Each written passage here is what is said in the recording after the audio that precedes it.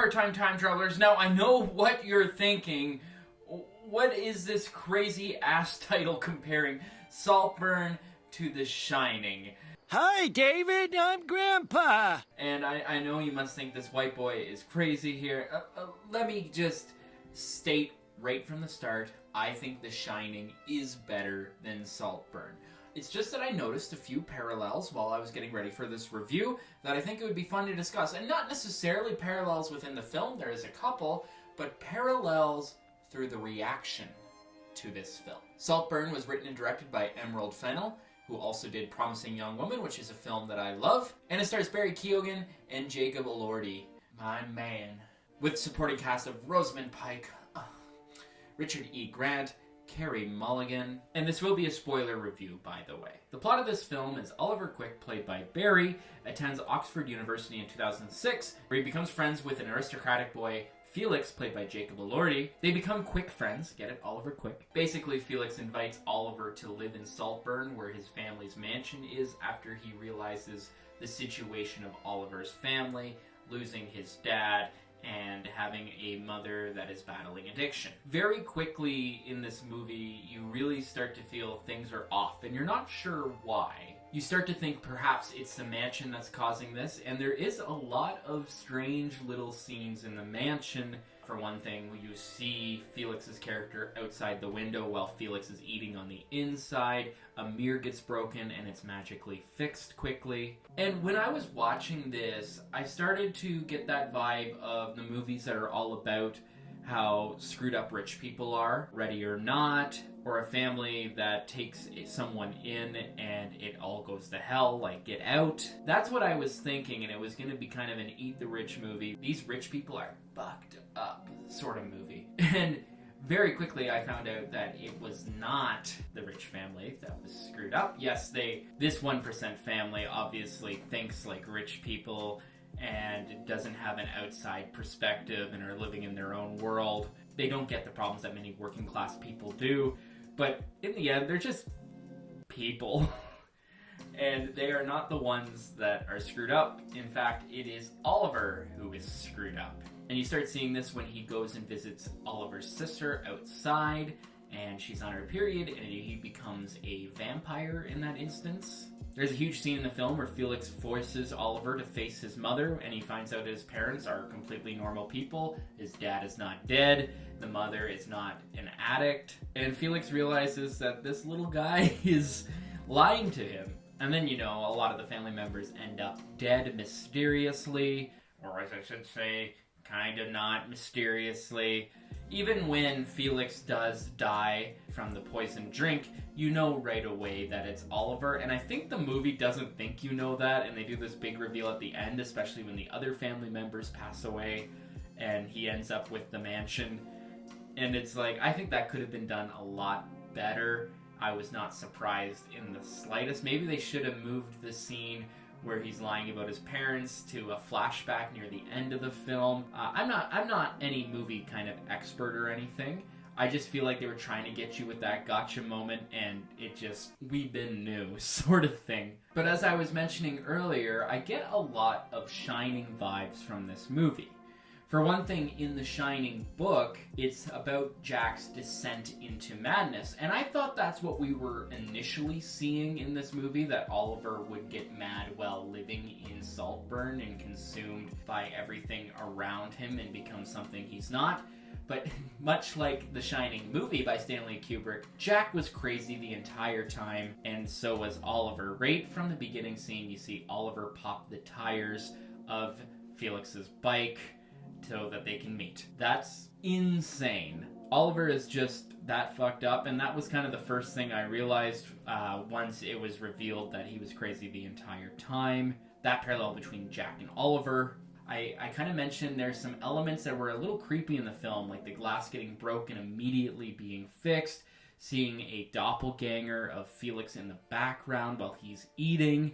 It gave me that sense of paranormal inside this mansion, and The whole thing of the Overlook Hotel is you don't know if it's paranormal or not, and it adds to the craziness of Jack, the main character, and I really feel that vibe while watching Saltburn. But it's not just those little things of the parallels between movies, it's more or so the reaction. I remember when I watched The Shining for the first time, it was about 10 years ago, at a Halloween party, and all of us knew that it wasn't scary, but my friends said we should watch it just for the creepy factor. And there was those scenes that are still being debated to this day, like the men in bear suits, and that moment made all of us teenage boys go, "What the hell? What does that mean?" You know, the two twins, they're constantly like, oh, what was that all about? The blood coming out of the elevator, and all of these do have themes to it, but it really makes a casual movie watcher go, what the fuck? Well, that was weird. And that has been the reaction to Saltburn. There is 3 big scenes in this film that have TikTok going crazy, and that is the vampire scene, the bathtub scene, and of course the grave scene. That goes on for way too long. But I kind of love it. When my girlfriend made me watch Saltburn here, she was actually recording my reaction to some of the scenes. It's all about getting that reaction out of you going like, what am I watching? What is this?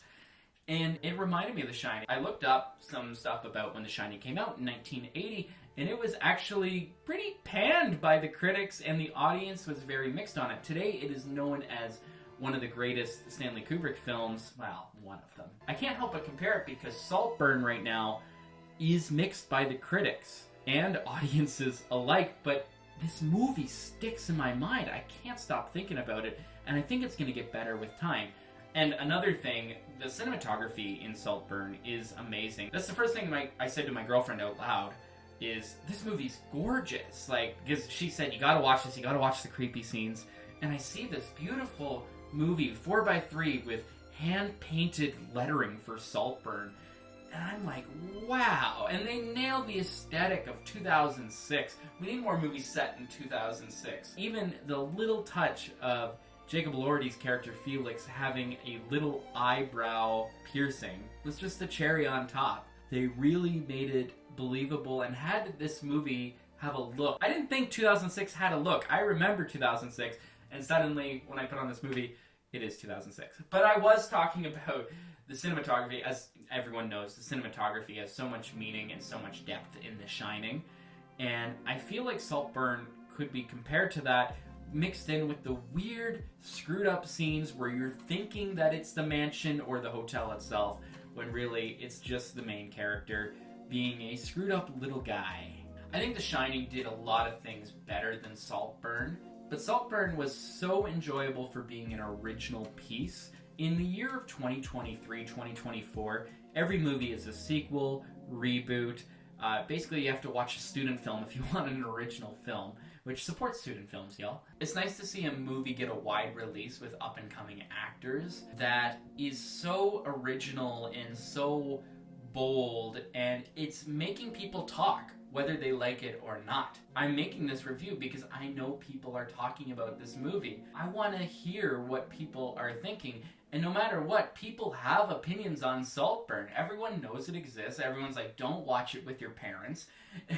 Everyone either loves it or they hate it, but they watch the entire thing. And I think that's great for cinema. It's not necessarily a great movie, but it is great for cinema. I also want to say that the ending of this film, I think, is brilliant, of Oliver just dancing naked after the entire family is dead inside the Saltburn mansion to the tune of Murder on the Dance Floor, and he is full out nude. There's nothing, everything's exposed here.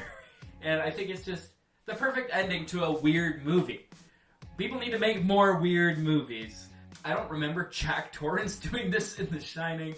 I think it has a unique identity to the movie, and it just made me giggle. Do not watch this with your parents, for the love of God. I think it's very symbolic, too, that he ended up caving into his mind, and he's left with 4 rocks in a mansion. Very, very cool. Overall, more movies need to end with a naked dance sequence, don't you think? So yes, I don't think it's totally like The Shining. Yes, I did bait you a little bit with that title and thumbnail. I had to. I have 220 subscribers. Like and subscribe, by the way.